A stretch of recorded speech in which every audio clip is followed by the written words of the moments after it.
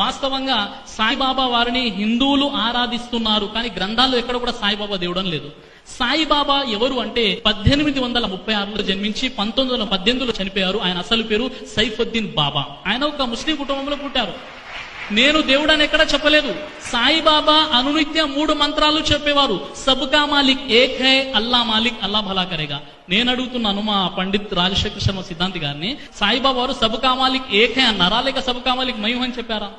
అంటే ఏక్ హై అని చెప్పారు.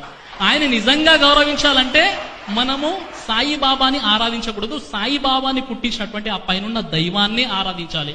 శ్రీ సాయి లీలామృతం, రచన ఎక్కిరాల భరద్వాజ, పేజీ నెంబర్ 18 నుండి 27 మీరు పరిశీలించినట్లయితే సాయిబాబా 5 పూటలు నమాజ్ చేసేవాడు అని రాయడం జరిగింది.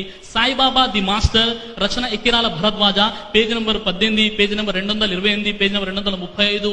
మీరు చూసినట్లయితే సాయిబాబా చెప్పారు, నేను కేవలం ఒక దేవుని దాసుని మాత్రమే, ఒక పేద ఫకీరుని మాత్రమే, నేను 5 పూటలు నమాజ్ చేస్తాను, నేను ఒక మనిషిని మాత్రమే చెప్పారు, కానీ నేను దేవుణ్ణి అని సాయిబాబా వారు.